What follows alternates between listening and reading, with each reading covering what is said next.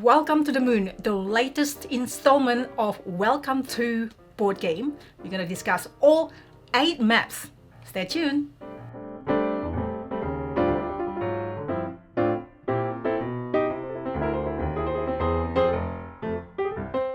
Hi, it's Tarrant. And Stella here from Meeple University. Thank you so much for joining us. Today we are going to go into the different maps of Welcome to the Moon. Yes. Because it actually has not 1, not 3, not 6. It's 8 maps. Ding, ding, ding. 8 maps. So there's basically 8 variants of what is now the classic roll and write or flip and write game, Welcome to. Indeed. So we are going to let you know what each map is going to add to the game, an overview of them, and what we think of it. But first, Tarrant's going to give you an overview of the actual basic Welcome to.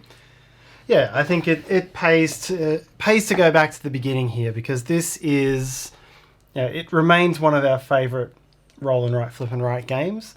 It was really, certainly for us, and I think for a lot of people, the one that kicked off the genre. Indeed, because we done recently our top 10 roll and write or flip and write, so I'll link that in the description. Yes, it really kicked off the boom, and I think this is the basic Welcome to we've got down here, Welcome to Your Perfect Home, and this was all about building estates on houses. The game, the basic mechanic, the Welcome to engine, as we'll probably call it a few times. It really is a classic right now. I mean, it's not a classic, but compared... I think it is. It is? I think it is. It all started... It might be one of the first flip and write games I've ever played.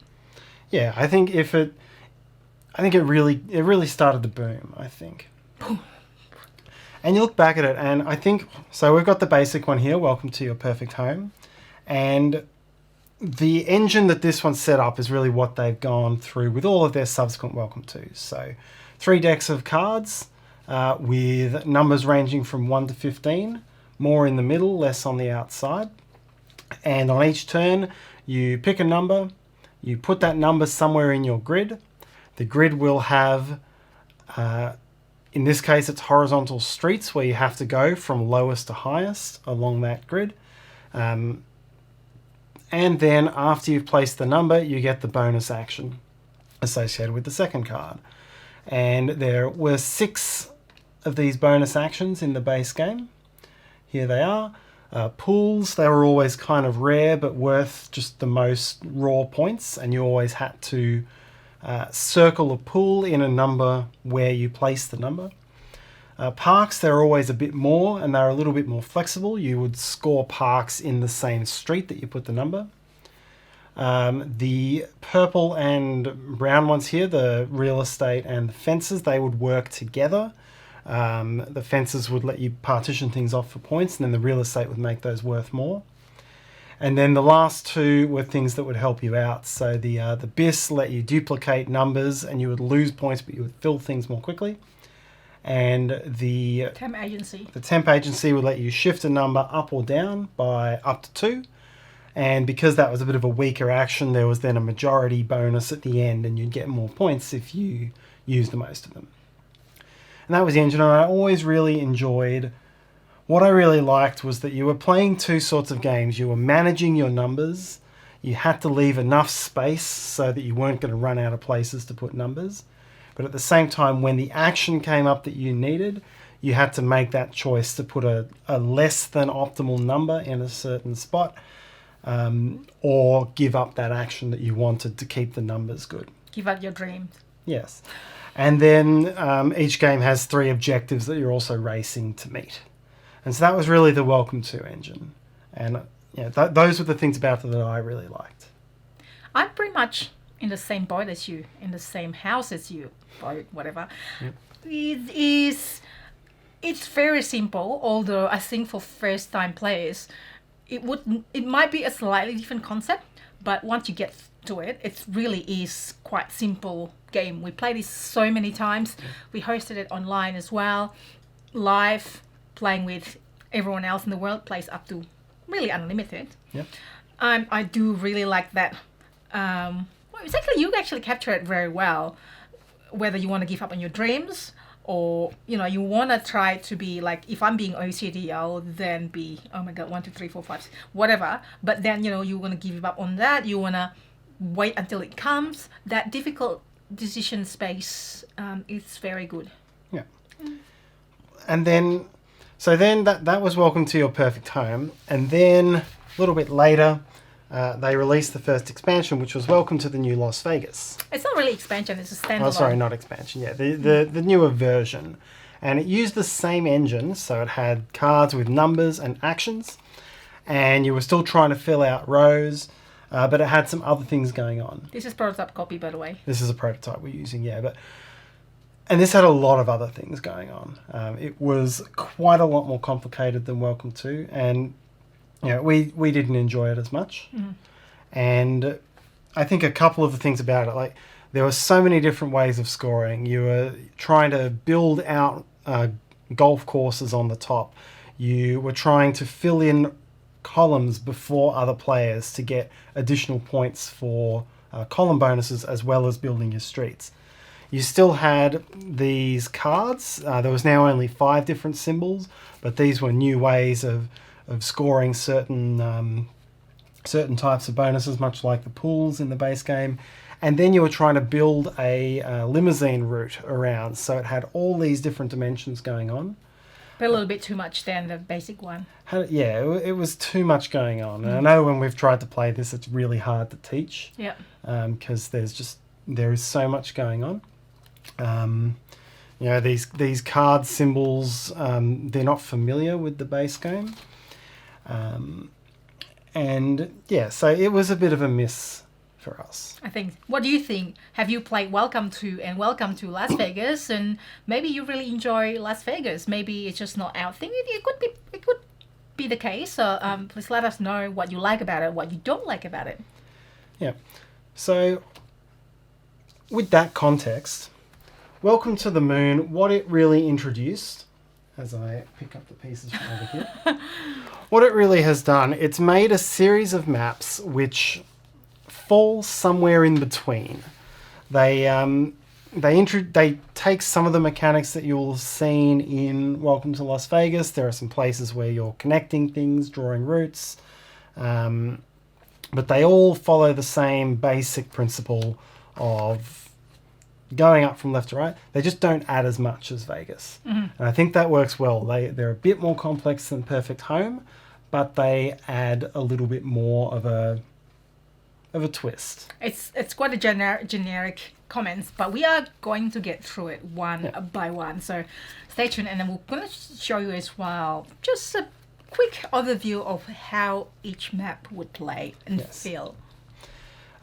The other thing I'll say from a broad context is, and this is what I really like, they have gone essentially back to the same colours and almost the same symbols as Perfect Home.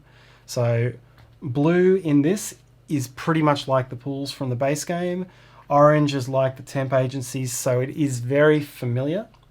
And what these do on each map fits into the same sort of style. So your pools are still or your water ones, they're still generally worth the most points, the toughest to place but the rarest. Parks are generally worth points but are a little bit easier to place. These ones give you ±2 on the number. These ones let you fill in extra boxes but often give you a penalty. And then these two, it's a bit of a mixed bag. They change the most, but more often than not, the purple one is going to make other things worth more points, which is what it always did. Real estate, yeah. And the robots are about building things that are related to the map. Indeed. So in that context, I can use that, and I can explain the maps a lot more quickly with that context as well. So let's start number 1. Let's go on to the maps. So the whole thing tells a story of going to the moon and what happens thereafter. Yep. And so the first one here is the launch.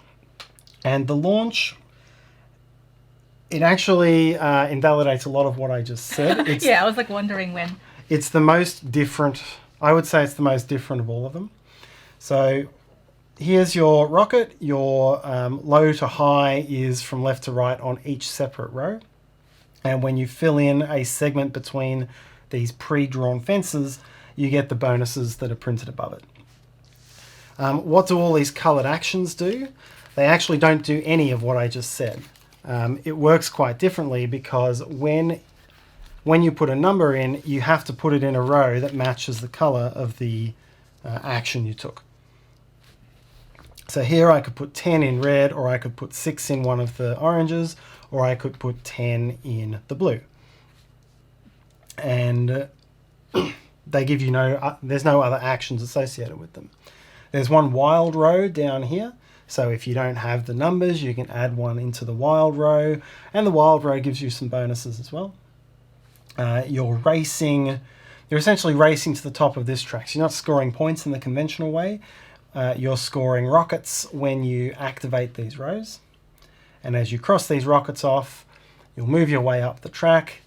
There's a little sabotage method here. So when you get a planning violation from the base game, which is called a system error in Welcome to the Moon, or when someone else gets a sabotage icon, the first player to get each of those, because it's a race, then you'll circle some of these and you'll have to cross them off before you can launch.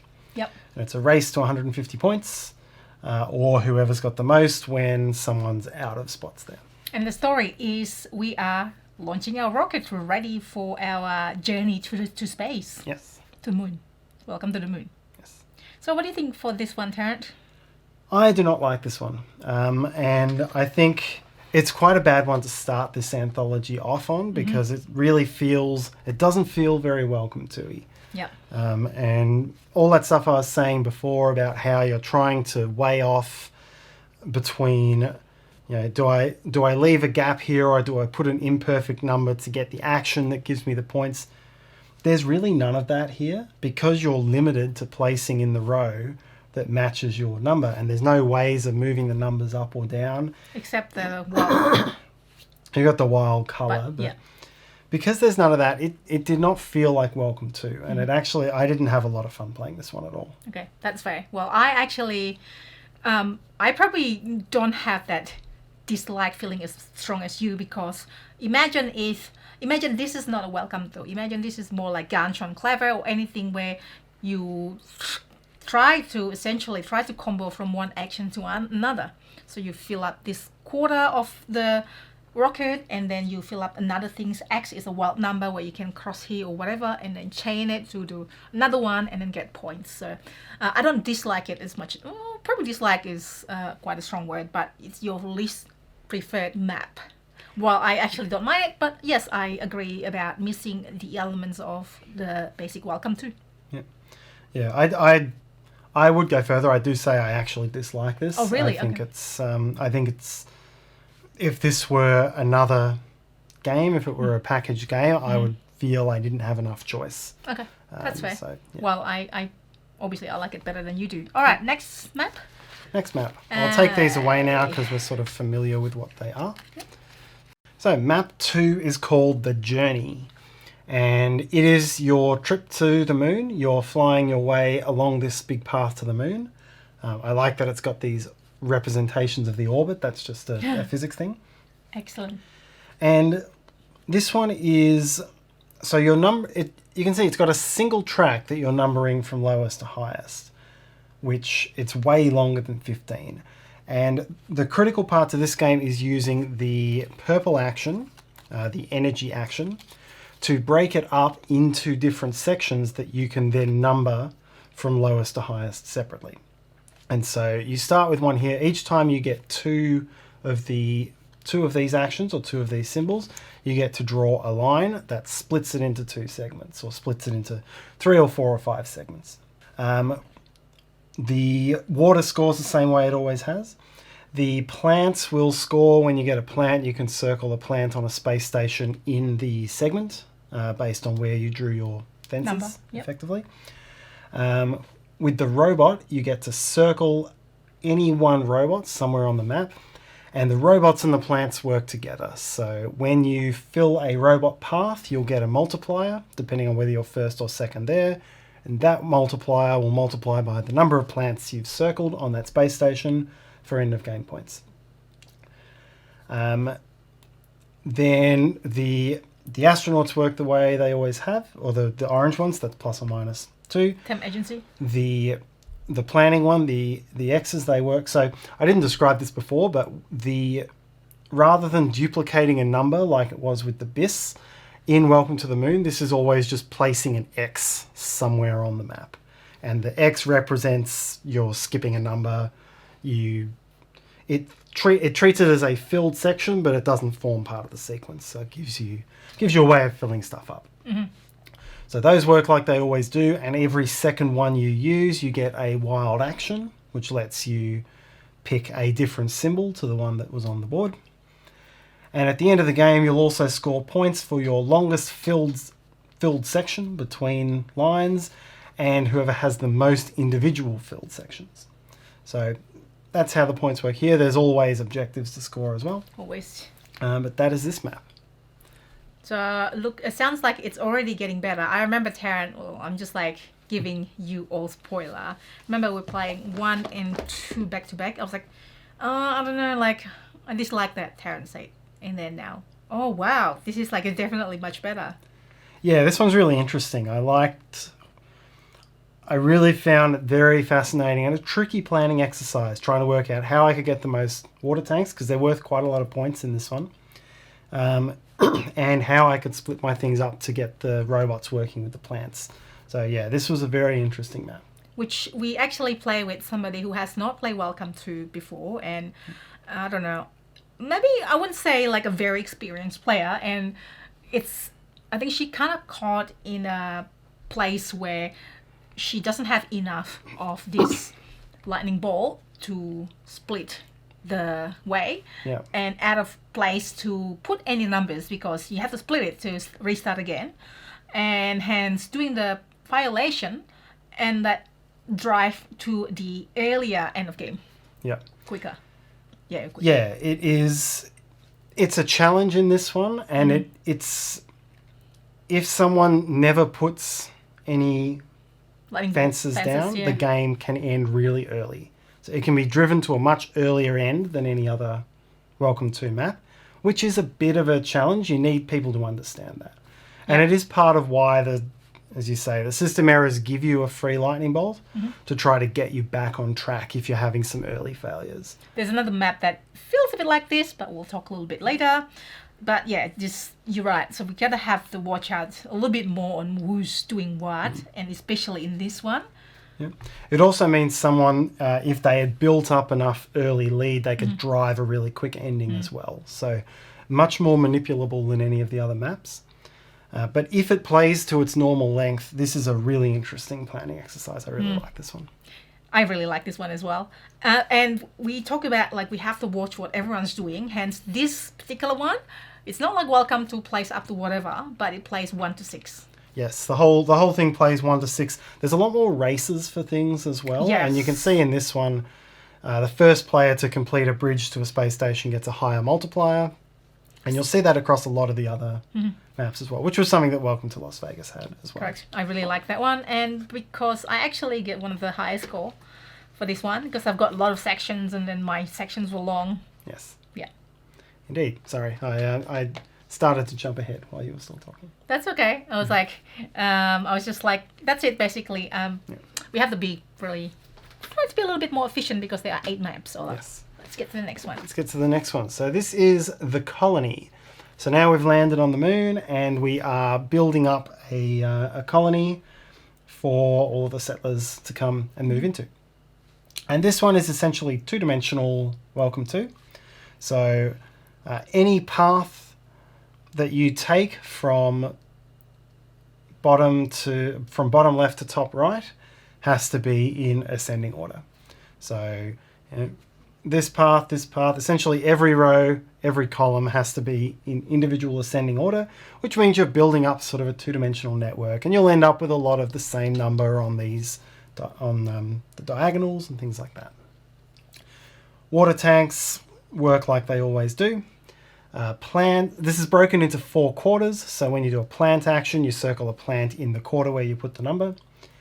And the robots are also scoring in this one. Those are You can see they're building tunnels here from the bottom left. And so you build a network of tunnels, and whenever you have a network of tunnels to a satellite that also has a number in the box, you circle that satellite, and then you'll score the satellites. The purple action is much like the old real estate. It lets you cross off these boxes to make your plants, water, or satellites worth more points. The astronauts and the planning ones work the way they always do. Simple negative points and simple majority points for those. And there's also a race to fill each of the quarters. So first, it's actually quite a big race, this one. First to fill a quarter gets 15 points. Anyone else gets 5. I actually quite like this one. Sorry, have you finished your overview? Before Tarrant took it away and then let me not say what I think of it. So this quarter, there's a race in there. This is also one of my favorite ones, probably, because this 2-dimensional is very interesting. So you go out this way, you put it from 1 to 15. So the right one needs to be bigger than the left one, and the top one needs to be higher number than, when I say bigger, higher number than the bottom one. And it's fun to try to link all these satellite, because and then like bump up on the satellite points. I didn't win, but still fun. And and there's always a race. I think there's what makes good element is like there's a race, there's a violation, there's mitigation. I think they probably figure out how to imply that element from map 2 to 8. To 8. You? I found this one, I think this is the simplest in the pack. I think this has the most, it feels the most like base Welcome To. Right.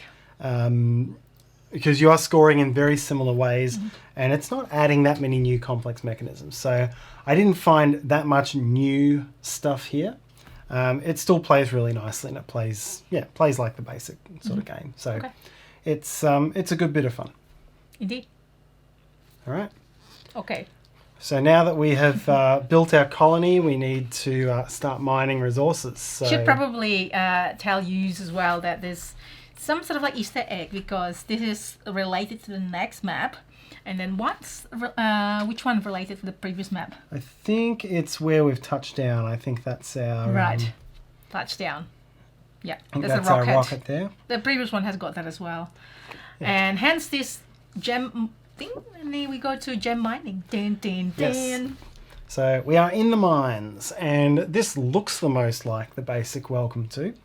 It's not. But it plays quite a bit differently. And I was surprised how much differently it played. So you've got 3 rows of the mine, and you've got to fill each of them from lowest to highest.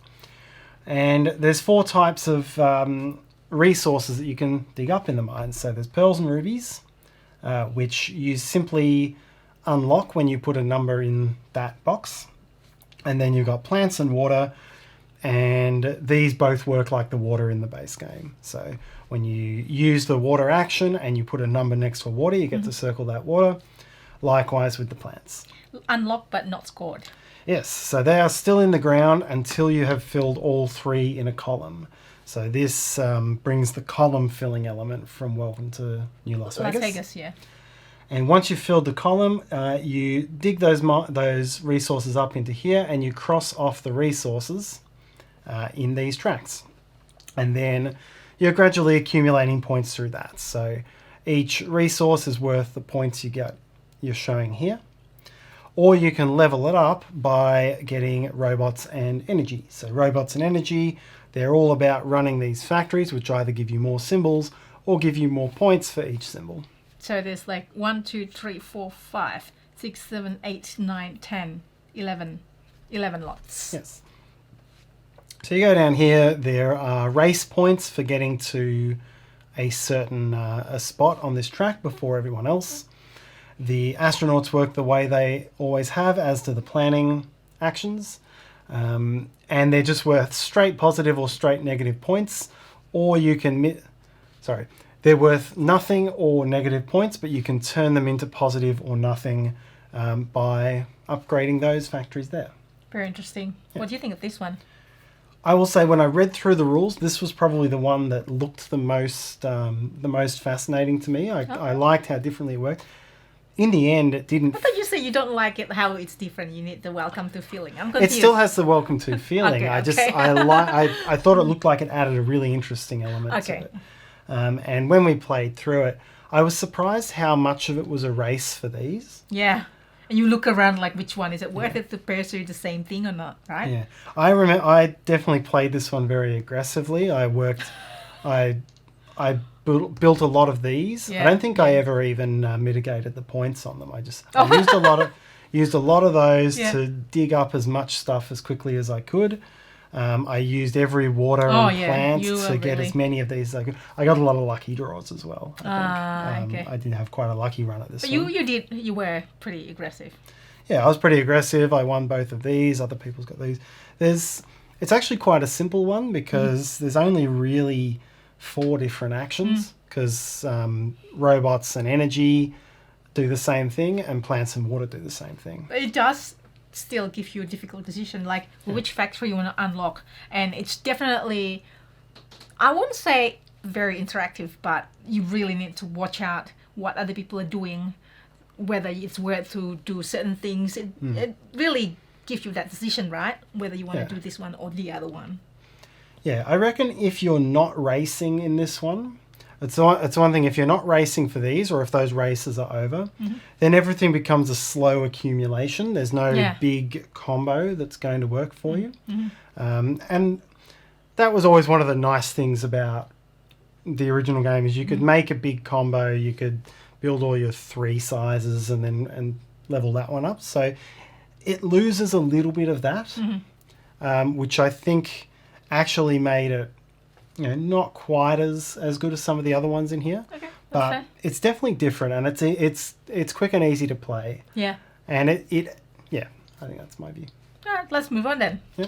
And before we move on, you can see here we've got Oh, yeah. what is this little spaceship doing here? He's bringing in the top of a skyscraper because it's time to build skyscrapers under the dome. Dun, dun, dun, dun, dun, dun, dun, dun, dun. Ta-da! So this one is called the dome, and you're building these, and this has quite a different twist to it Yeah.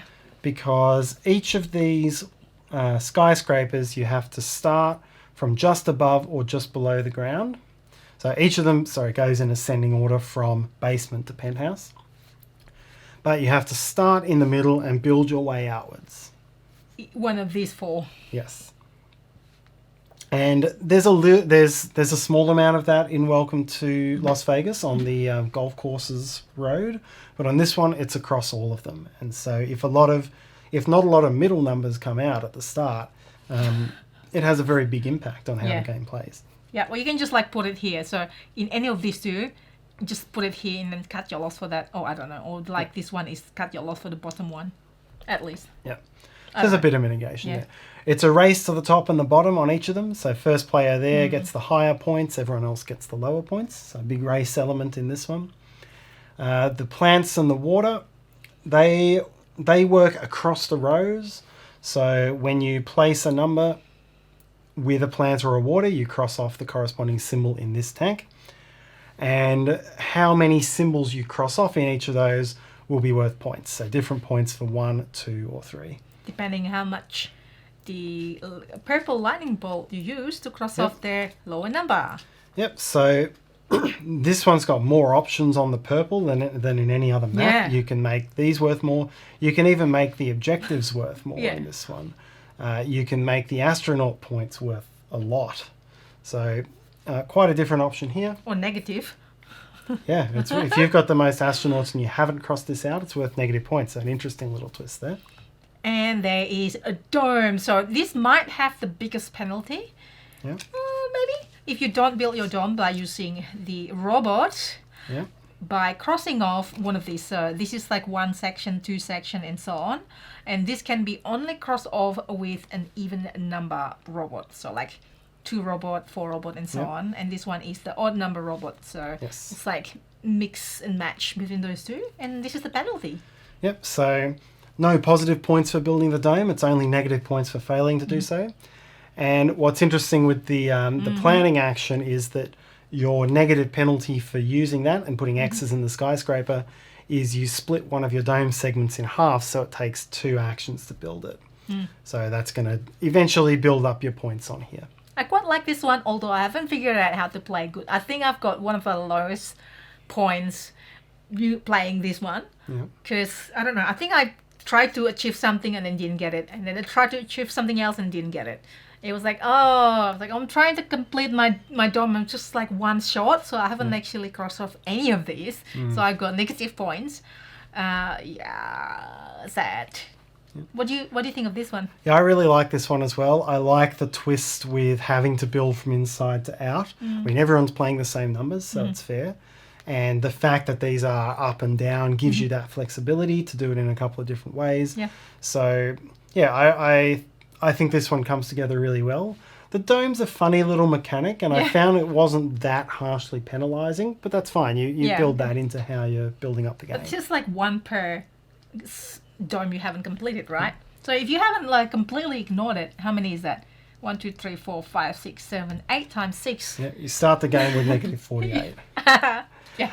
I think it's probably also the only map where the robot is limited. Normally when you get the robot, you can build anywhere. This time having the odd even gives it a nice... it's not usually that restrictive, but every time you build one, you're going to be stuck with only one of the 2 options for the next one. It's just that little bit of extra challenge on it, which is And nice. this one is another challenge because, like, do you want to use the planning action, which gives you a wild number, but you gotta split the sections, then you need 2 robot actions to cross them off. Yeah, all right. But it can really pay off here because the race, there are some big points in the race. Which I didn't get. Next time. That's all right. We're about to come to your glory. Okay. Da-da-da! 6. 6. So, let me just like quickly have a peek. Right. So, it looks like we are building this dome. And then looks like there's, this was the gem from the previous map. Yep. And what's the next one? What's the hint here that gives you the next one? I couldn't find the hint on this one. It might be... It might be this one. Yeah, maybe it's coming off there, or maybe it's what's growing out of here. Let's see. It's growing out of here. Oh, look, what's this? Is this a virus? Din, din, din. It's the virus. It is the virus. So look, it's the same, similar. Yes. So map 6 is the virus. And this is probably the most complex of the maps. But the basic points are quite simple. So I'll just cover the basic points first. You've got 5 floors, each broken into 2 or 3 quarters, which have 5 blocks on each. The water tanks score the way the water tanks always have. The plants, you put a number in a section and you'll score 1 on the plant track, so it just builds up the points. The energy markers let you cross off a battery in the same block that you put your number in. And you'll end up scoring 1 point per battery per number that you put in a block. So if you fill up a block with numbers or X's, and you get all of these, it's 15 points for the block. The astronauts and the planning work the same way, and they give you wild actions when you get a lot of them. So that side of things is quite simple. As the game goes on, you're going to start the game with 1 active virus, and as the game goes on, more viruses will become active. So as soon as a player has 3 waters, the blue virus will become active. As soon as someone's done 5 plants, the plant virus becomes active, and as soon as someone does these 3 objectives, the corresponding virus becomes active. We do start with 1 virus of our choice Yes. in one of these empty circles.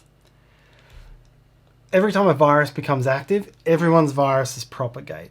And so for every virus that is active, you have to scribble out one of the boxes in its block. Once a block is full, whether you've filled it with numbers for scoring or whether it's full of virus, then it spreads. And you can see there's these walkways here. The virus will spread it will spread to every connected spot. So a virus is fine for its first 5. It's only going to do a little bit, but then it's really going to spread. Epidemic style or outbreak style in pandemic, basically.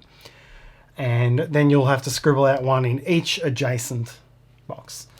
It doesn't keep spreading further if the others are full, but you'll go from a virus producing 1 to producing 4 in one go.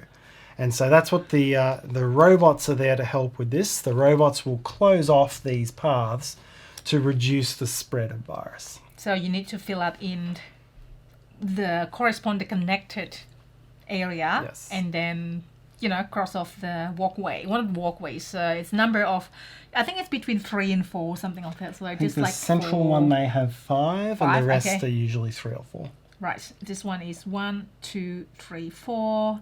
1, 2, The 3. the corner ones are 3, the middle one is 5, and everything else is 4. Okay, I think yeah. is how it works. So the virus will propagate every time a new virus is active. Mm-hmm. You can force everyone else's viruses to activate, but not your own, by racing to the plants and water.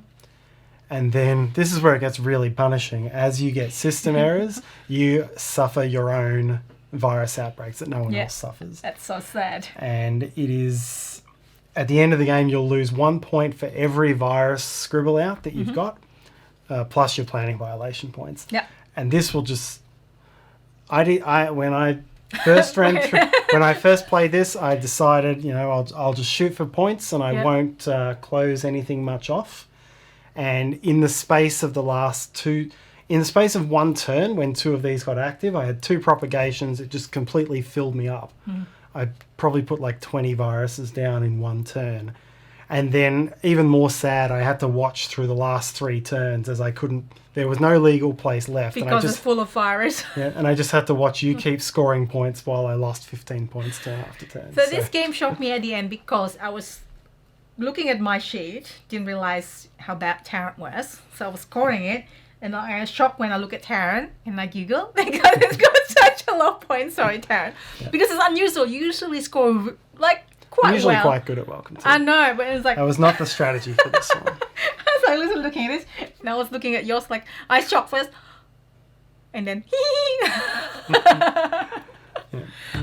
sorry. So, this is fun. aside from that, Joy, what's your thoughts on virus? I do like it. I feel like I got lucky. Like, obviously, when we first played this, we kind of like, I'm not too sure what the strategy was. So I think we both wasn't too sure, obviously. Yeah.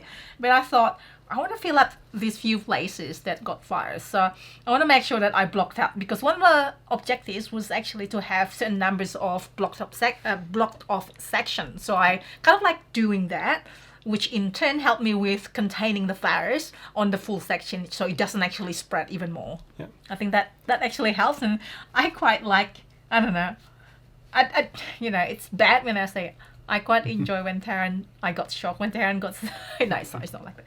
I think it is very, I don't know, it's like very clever. I still haven't figured it out, although I won, but I think, I kind of like think it's because you had a bad time playing it. I quite enjoy this. I just tried a strategy that didn't work. Yeah. Do you enjoy this? I do enjoy it. As I said at the start, it is, I think it's the most complex. It's the one that has the... It's true. Compare it to the limousine route in Las Vegas. It's got the most spatial things to think about. Good thing is it's not...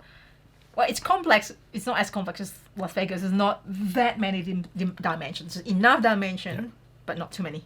Yeah. This one is, I wouldn't say it's my favorite, and that's not just because I did poorly at it. I think the way you're building things up and the way it can get away from you. This is from here to here, so there's 1, 2, 3, 4, 5 levels, which is as usual ascending. Yes. Yeah, and it's the first time that there's a row that is 15 steps long as well. Yeah. You can completely fill that row. There's a lot of X's. There's a lot of viruses as well, so it won't be 15 numbers. Yeah. In your case. I think this is it's definitely fun. I feel like it might have a bit more fluky in it than most of them. And it's a little trickier to think through, but it's it's fun when it's like, oh no, virus outbreak. It's like everywhere. Yeah.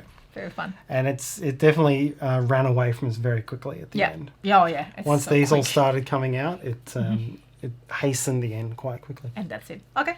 All right, so that's map 6, and over here is the escape pod. Ooh, everyone's got to get off the moon because the virus is ravaging. So here we are. We are escaping the moon. This one's Number called 7. The Escape. And so the escape, I guess the first thing about it is that it's very It's a It little has bit... that. It has that same sort of thing as map 2. Yeah, correct. We're trying to load ourselves onto these escape pods, but at the start of the game, we only have airlocks between these two modules. And so until you get more robots, so it's robots in this case, and there are some printed robots on here as well, each robot lets you open a new airlock and open up more of the board. It's very important to open up airlocks as early as possible. Yes. And once again, if you fail to do that or forget to do that, you get a couple of free robots on your first 2 system errors. But if someone is just not getting that, or if you want to bring the game to an end very quickly, you can just not do this and close it off quite soon. So a plant will let you circle a plant on the greenhouse for that row. Some of them start circled. And if you are the first to put a number into that greenhouse, which essentially takes a whole airlock because they're out by themselves, then you'll double the points for that one. So you get 2, 4, or 7 points, or double, depending on your plants. The other ones, it's almost for the first time bringing us back to the estate scoring from the basic game. Yeah. Because you'll score modules only if they're completely full. And that is probably the one thing from base Welcome to that you don't see in a lot of these maps. So you'll only score if it's completely full.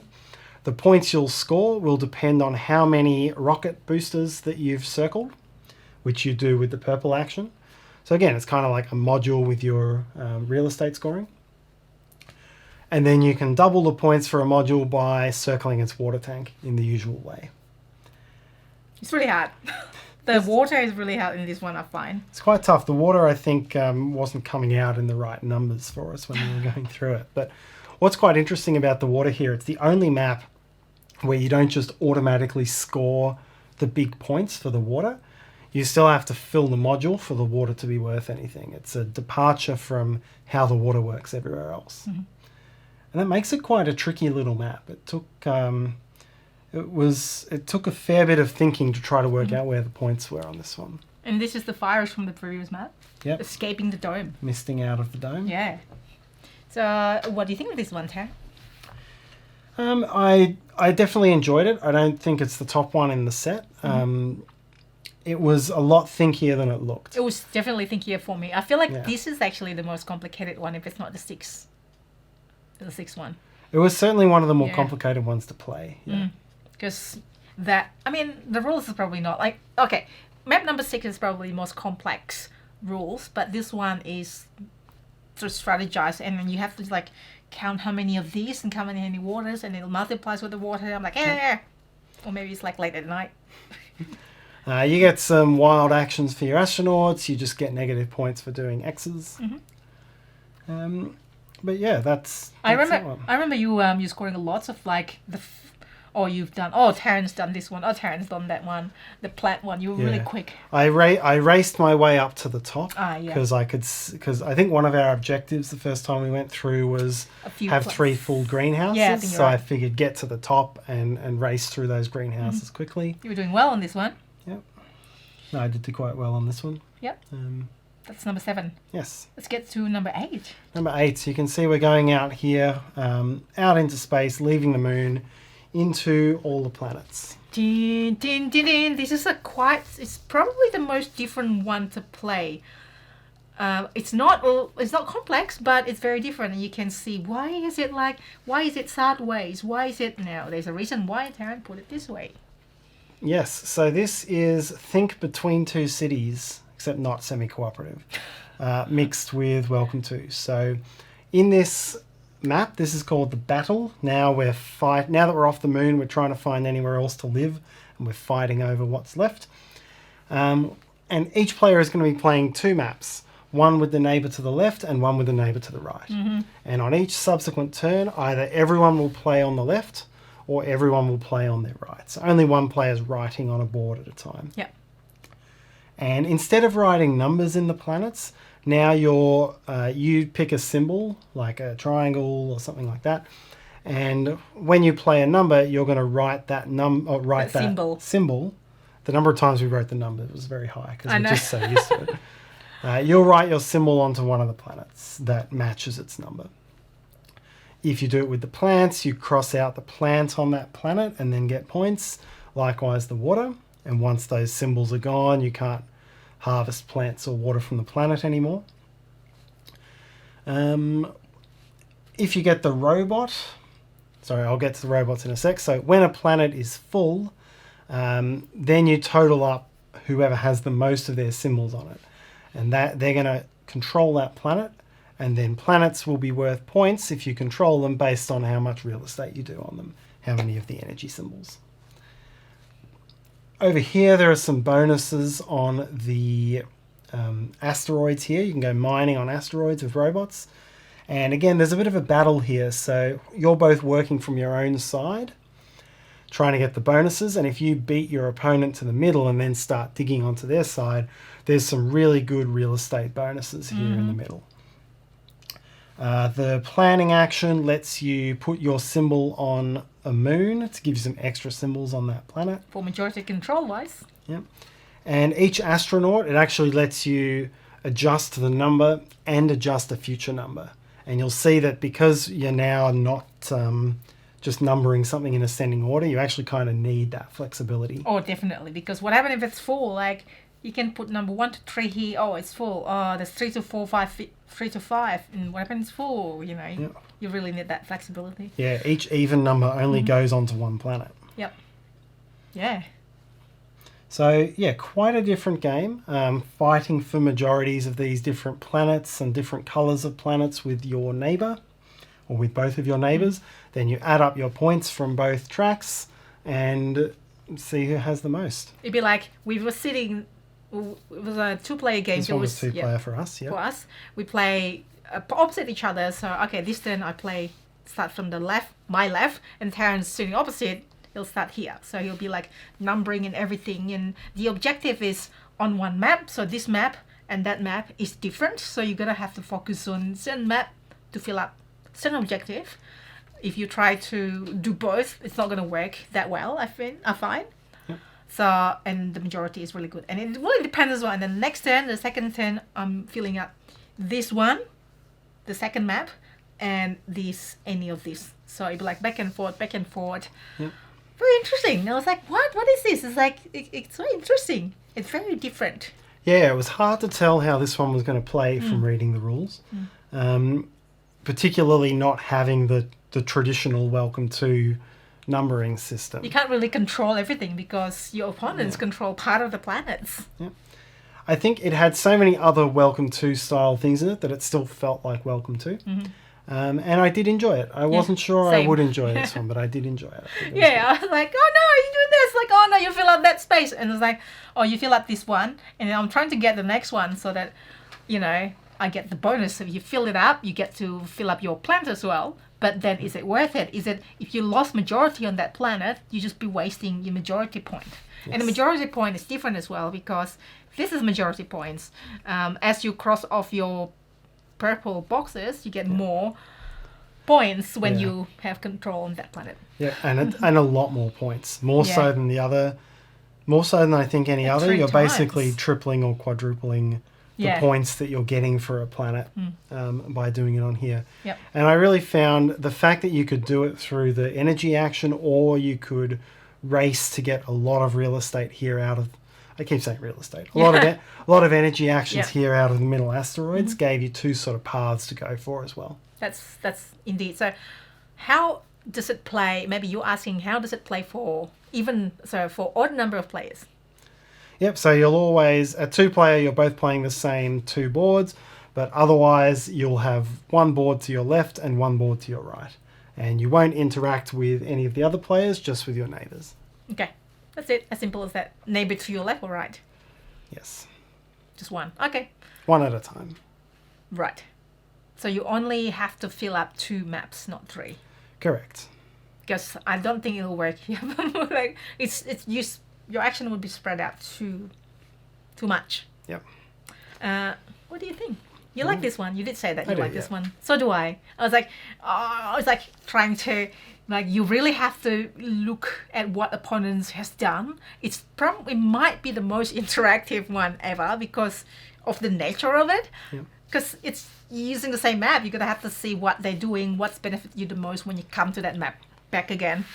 And you can always see where they're going. I tried to hold back.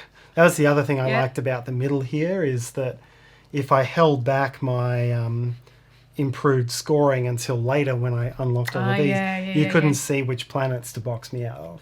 No, that's true. Whereas I was looking at, you were going up on one, so I was like, well, I'll just hedge that off. Although you wouldn't do that necessarily at a higher player count game, because it's all about your own points, not just stopping your neighbours. That's actually true. You probably like to play better. I have a feeling you kind of like for that control. I like that sort of push and pull, yeah. Yeah, even like Terraforming Mars 2 players, hate draft is your thing, right? Bastard.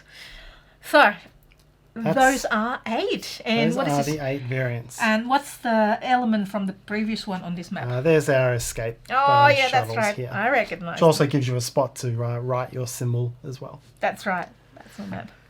And that's the game. The game also comes with a campaign book and some campaign cards. So there's lots of different passages in here. You basically choose your own adventure, your way through the through the 8 things. So you're always going to play 8 games in a campaign, running the whole story from map 1 through to map 8. But based on choices and based on what objectives players get, it will bring different objectives into play, like the book will tell you what objectives to use, or it will bring some extra cards into play, some extra flexibilities and things like that. Comes in little boxes like this, which is very cute. And the main difference is it actually comes in a white erase board rather than paper. Yes, because it would take a very great deal of big notepads. That's true. And the whiteboard markers in one of these boxes. And this is the card, so there's a solo mode as well, and there's this one, the thing that you unlock. Now the solo mode, I believe that's the solo mode, the Astra one. Astra. And it actually is on a dry erase card. So you actually mark these cards. Yes. I haven't played the solo yet, but it looks very interesting because of this. The big question is, what is your favorite map out of 8? I'm not sure. I found because it also really depends, I think, on the way the cards come out the time you play it. Sort of frames your views on the decisions. Yes. I want to go back and try number 2 again. Yep. With the Journey to the Moon. I thought that had a really, as you say, the first time we play it got clipped really short. Yeah. But I think that one has the most interesting planning. The mine was quite good, and the skyscrapers I enjoyed as well. I reckon probably the journey and the skyscrapers. The dome, sorry, it's called. I like everything. I don't know. I can't say that, but I find this last one is very interesting. I was like, what is this? What do you mean? Like when Tarrant read the rules, right? So when he explained, oh, this is very different. It's like a mix between 2 castles. Like I love between 2 castles. I was like, what is going on here? It's like we like one turn, second turn, like next turn, and then it's like it's very different. I can't really pick a favorite, but number 1, I guess you're right. Compared to now that I'm thinking more about it. Well, number 1 is slightly like quite different than the classic, the basic Welcome to.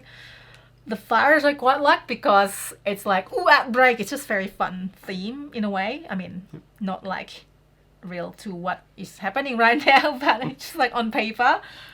Yeah. Might be this one. Maybe number 2 is also really fun. Really simple as well. Yep. Overall, I would say that they've definitely done a very good job making 7 variants of Welcome to that feel like Welcome to, with a little bit extra, but not as much extra as Welcome to Las Vegas. And it keeps it, for anyone who's played the base game, because I don't think you'd start with any of these, but if you're familiar with Perfect Home, then you could pick up any of maps 2 through 8 and say, all right, this is Welcome to Plus. These are the tweaks, let's have a go. And I think they've done a really good job on all of these, except for the launch, which obviously I was not so happy with at the start. The man has if you're trying to win someone over to this and you're not playing the campaign, I would skip the launch. Okay, so try number 2 onwards. Unless you like what you see, and maybe then you want to try. So what do you think? Have you played any of these? we, we're fortunate we don't stop until just playing the first one because it was not really a good one for you. Good thing is we keep going and then try all of them and then find them very interesting, which is, just now we've shown you everything. So hopefully if you have the game, maybe it'll help you to pick and choose which map is your favorite, or maybe you do want to play the campaign, which to play all maps anyway, but sometimes you can pick, it's your game, your time, whatever you want, right, Tarrant? Exactly. Yeah. So let us know if you have played it. Welcome to the Las Vegas one. Maybe that's your favorite, could be, or any of these, which map is your favorite, and so on. Anything else, Tarrant? No, I think that covers it for me. I think what I'll say is you come back to the very start and that welcome to engine, and it's still a really, really smart engine, and that is why it works so well across all of these different variants, is because they really hit upon an excellent bingo style roll and write engine, and it stands up across all these different variants, and well done for that. I couldn't agree more. So well done. Clap, Tarrant. Don't be rude. Thank you. So that's it, everyone. Please let us know what you think in the comments. And if you found this video useful, however it is, please hit the like button for us. That will be really helpful. And subscribe if you haven't already done so. Anything related to Welcome to, or some of them we'll put in the description, so you can check. We even have how to play on the basic Welcome to. Tarrant did it? Yes. And subscribe to us if you haven't already done so, and hit the bell so you'll get notification when we have new videos. We do fun live playthrough on the weekends, and how to play, my short and sweet, and so on. I'm also on Instagram, find me there as well. And that's it. Hopefully you have a great day, and thank you for joining us. Bye bye.